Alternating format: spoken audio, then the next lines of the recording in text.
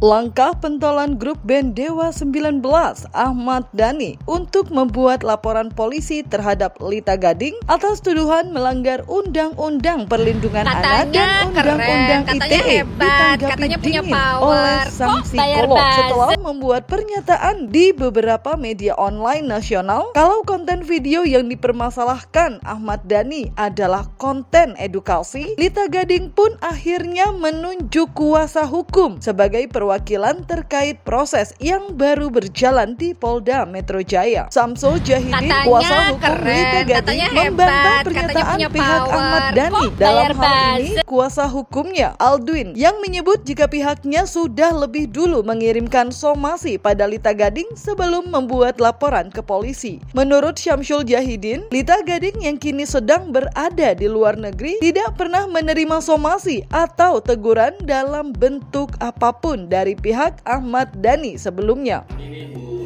Mbak Lita Gading dilaporkan oleh salah satu anggota DPR RI yang Komisi 11 yang dilaporkan di Polda Metro Jaya. Katanya dilaporkannya terkait dengan kalau saya lihat dari videonya menyampaikan bahwa yang dilaporkan adalah tentang perundungan atau tentang pembulian terhadap anak dan Undang-Undang ITE, tapi tidak jelas disebutkan pasalnya. Klien saya sampai saat ini masih di luar negeri. Masih di luar negeri dan tidak pernah menerima somasi, surat teguran ataupun apapun bentuknya itu. Nah, makanya kami kuasa hukumnya menanggapi ini ada apa? Apa sih sebenarnya yang diinginkan oleh seseorang yang katanya melaporkan klien kami? Laporan polisi yang dilayangkan Ahmad Dhani terhadap Lita Gading sendiri dilakukan pada Jumat 11 Juli 2025 karena dianggap melakukan kejahatan serius pada anak Ahmad Dhani berinisial SA. Ahmad Dhani mempermasalahkan salah satu konten yang dibuat Lita Gading di sosial media yang menampilkan foto SA. Tak hanya foto, dalam konten tersebut Lita Gading juga menyebut nama anak Ahmad Dhani untuk membahas tentang kehidupan masa lalu Ahmad Dhani bersama sang istri Mulan Jamila. Selaku ayah kandung dari korban menjelaskan bahwa ada unggahan pada akun TikTok terlapor, nama akun TikToknya LO, yang mana terlapor mengunggah foto istri pelapor dengan anak pelapor yang masih di bawah umur dengan narasi SA, ya, ini inisial nama anak, SA.2, ibuku bukan pelakor. Atas kejadian tersebut korban mengalami tekanan psikis sehingga akhirnya pelapor datang ke SPKT Polda Metro Jaya untuk membuat laporan. Jadi hari ini ya kita melaporkan tadi inisial LG ya, karena ini dianggap kita kejahatan yang serius ya, kejahatan terhadap eksploitasi anak, kekerasan psikis.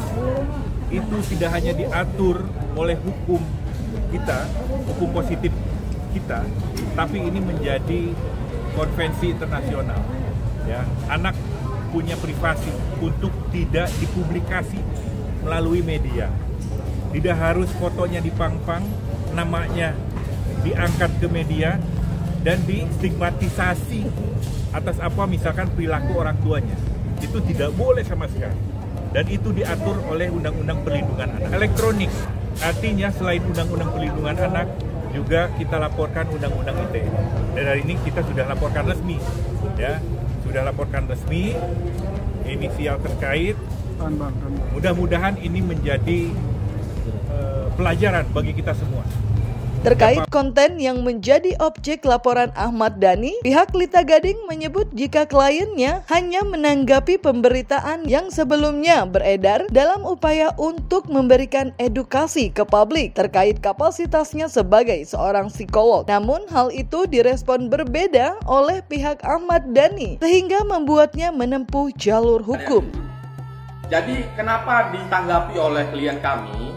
Karena klien kami itu ada video sebelumnya yang viral. Dia sudah viral duluan dengan beberapa media yang teman-teman bisa cek sendiri juga di sosial media maupun di berita web maupun di lain-lain.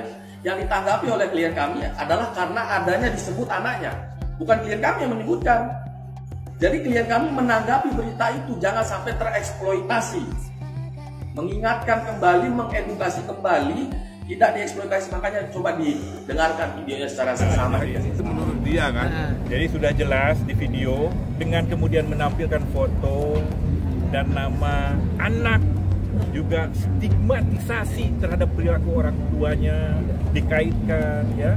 Itu justru kontraproduktif terhadap perilaku orang tuanya yang diambil beritanya dari berita gosip, dan berita fitnah, dan itu tentunya menjadi kontraproduktif terhadap tadi ada klarifikasi edukasi berbalik jauh, bukan edukasi.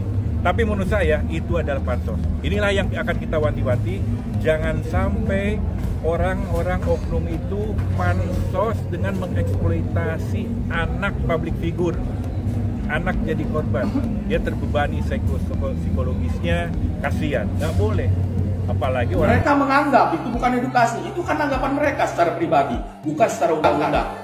Konvensi Anak tahun 1989 mengatur tentang perlindungan anak. Apakah pertanyaan saya, apakah anaknya beliau ini mengalami perundungan, mengalami kekerasan? Apakah sudah diperiksa di psikolog? Apakah ada terdampak? Dia sampai tidak bisa Dalam laporannya, Ahmad Dhani menjerat Lita Gading dengan pasal 76C Jungto, pasal 80 Undang-Undang Nomor 35 Tahun 2014 tentang Perlindungan Anak dan atau pasal 27A Undang-Undang Nomor 1 Tahun 2024 tentang perubahan kedua atas Undang-Undang Nomor 11 2008 tentang Informasi dan Transaksi Elektronik. Atas pasal yang dituduhkan, Lita Gading kabarnya terancam hukuman pidana sampai 5 tahun penjara. Sayangnya, meski terancam hukuman pidana, pihak Lita Gading menegaskan tak akan meminta maaf karena tetap merasa konten yang dibuat dan diunggah di sosial media yang menampilkan foto dan menyebut nama SA adalah hal yang berkaitan dengan edukasi. Ya, dan itu tidak main-main jeratannya. Dan kita sangat yakin bahwa yang bersangkutan terlapor ini melakukan dugaan tindak pidana tadi. Ini akademisi, jadi kebebasan akademik sudah dirampas. Apalagi terlebih lagi beliau ini adalah anggota Dewan Perwakilan Rakyat, anggota DPR RI, harusnya lebih fokus untuk mengurusi rakyat, mengurusi bagaimana penyerapan aspirasi-aspirasinya masyarakat bisa masuk ke DPR sana untuk kesejahteraan masyarakat, bukan untuk urusan seperti ini. Ini kan kebebasan akademik, masa mau dirampas kebebasan akademik? Ya semuanya ini kan berawal dari gosip dan fitnah awalnya kan. Jadi kalau ditelusurin, kalau ditanya sumbernya calon tersangkanya ini, nanti kalau ditanya sumbernya berita dari mana dia, jadi juga nggak bisa membuktikan tentang keabsahan berita itu. Jadi si Dr. LG ini dia hanya mengambil sumber dari berita gosip dan berita. Apalagi disinyalir yang bersangkutan terlapor pendidikannya tinggi, ya, pendidikannya tinggi, katanya sampai S3, sampai doktor. Apa iya dia tidak mengerti? Berpengaruh ketika pendidikan tinggi akan bisa mempengaruhi masyarakat. Nah itulah yang kita sesalkan, itulah yang harus menjadi efek jerah ke depan.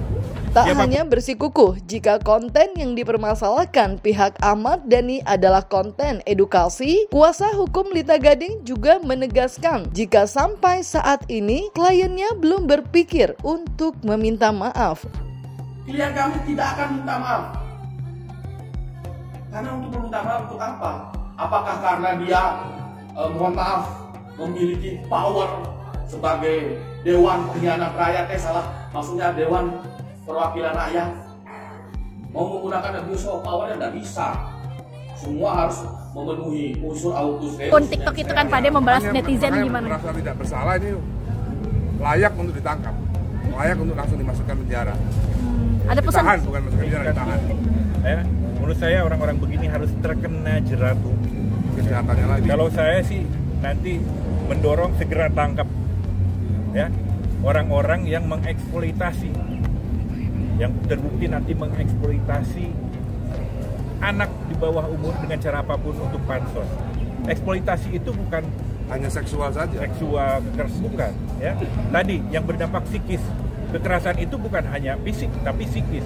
Kekerasan yang sifatnya verbal, non verbal. Klien kami lebih dahulu terkenal, sudah terkenal duluan. Makanya beliau sering ngajar di PT IKA, beliau sering ngajar di BNN, bisa dicek kok ada track recordnya. Terlepas dari permasalahan hukum yang menjadi perdebatan dari dua belah kubu yang terlibat perseteruan, laporan Ahmad Dhani terhadap Lita Gading pun ramai ditanggapi oleh publik. Ada yang memuji keputusan Ahmad Dhani tepat ketika melaporkan Lita Gading. Ada pula yang berpendapat jika tak ada yang salah dari konten yang dibuat Lita Gading ketika membahas SA. Lita Gading dilaporkan Ahmad Dhani karena mengeksploitasi anak atau perundungan terhadap anak menggunakan foto ya. Lagian lu ya psikolog tapi orang yang lebih cocoknya jadi pasien gitu menurut gue. Ngapain lu ngurus-ngurusin rumah tangga orang yang masing-masing udah ada kehidupan gitu. Ini membuktikan kakaknya aja mau jadi saksi, artinya dia nggak suka adiknya diapa-apain. Lu nggak usah atas nama orang lain sok-sok paten di rumah tangga orang, dicerita orang ya. Dulu juga gue pernah kena nih sama orang. Sama, dia bawa-bawa keluarga, bawa ini, bawa status. Oh, memang nggak benar nih, cocok Lita Gading ini ditertibkan sampai jadi. Mantap Bang Ahmad Dhani, mantap Al-Ghazali ya. Jangan biarkan keluarga kita dijadikan konten oleh mereka ya. Apalagi sampai pasang foto-foto anak kayak gitu. Oh alah, psikolog macam apa lah dia ini. Akhirnya Ahmad Dhani itu melaporkan Lita Gading ke polisi, ke kepolisian, katanya ini ya, apa ya, dia ada mungkin ngata-ngatain Safea anaknya gitu, atau mungkin ngomongin yang nggak baik tentang Safea gitu. Nah, saking penasarannya aku tuh udah lihat bagaimana videonya Lita Gading. Nah, menurut aku nih ya, tak bolak-balik tak lihat. Aku tuh jarang banget loh lihat bolak-balik, bahkan kadang lihat sampai habis itu juga jarang. Tapi ya kalau memang ini case dan menarik, biasanya aku selalu lihat dengan sampai finish gitu, sampai selesai.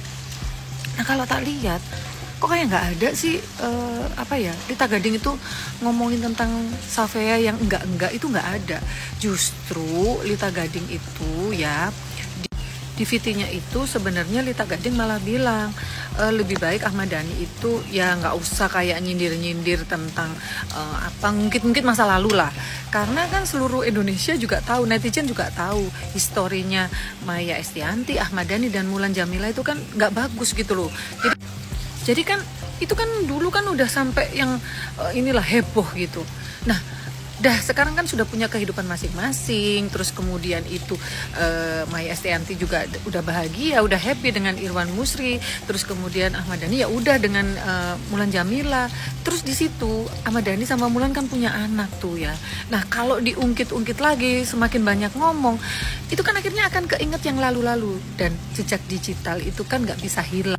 Gitu sih kalau nggak salah kata Lita Gading. Tapi aku nggak tahu lagi ya apakah ada VT lain yang memang itu menyudutkan atau mungkin ngomongin Safea. Tapi kalau aku lihat-lihat beberapa VT-nya tentang Ahmad Dhani nggak ada tuh.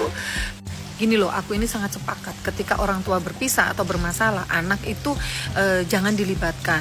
Kesehatan mental anak itu nomor 1.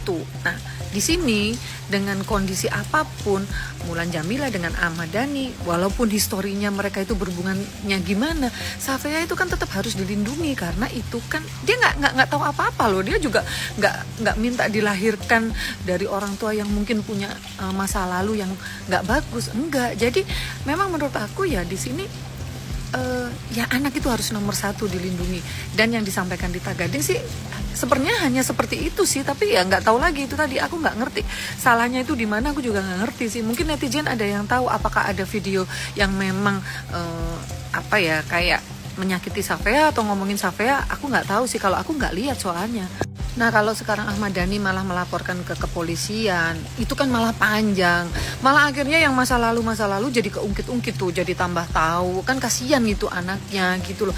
Ada-ada aja sih, udahlah ya, sekarang itu kan juga sudah dengan pasangannya masing-masing, tapi netizen itu kan juga ya karena mungkin keinget dulu gimana, ya pasti akan komentar. Kan kita nggak mungkin tuh ya menghilangkan jejak digital atau masa lalu, itu kan tetap ada ya. Ketika muncul berita tentang Ahmad Dhani, Mulan Jamila, itu kan pasti akan masa lalunya begini begitu. Nah lebih baik sekarang itu lebih mengutamakan kesehatan mental anak-anaknya. Di sini Safea dan siapa tuh anaknya yang cowok. Jadi kalau semakin melaporkan, memperpanjang, ya akhirnya semakin keungkit-ungkit. Jadi aja nambah ini nambah masalah gitu loh, yang tadinya udah redup, terus kemudian udah nggak ada yang ngomong, sekarang jadi muncul lagi, jadi diungkit-ungkit, jadi panjang gitu loh. Nah kalau menurut saya tugas orang tua memang untuk melindungi anaknya. Melindungi bisa melalui ke KPAI, bisa kemana, kalau untuk melindungi anak iya, tapi untuk mengunggah hal yang lama juga tidak, harusnya berpikir lagi. Kalau itu dianggap untuk membungkam, ternyata tidak membungkam, malah makin merajalela kan. Jadi menurut saya kalau punya masalah dengan orang yang lalu, selesaikan aja sama orang yang lalu. Kenapa mesti dibereskannya atau diitunya dengan media sosial?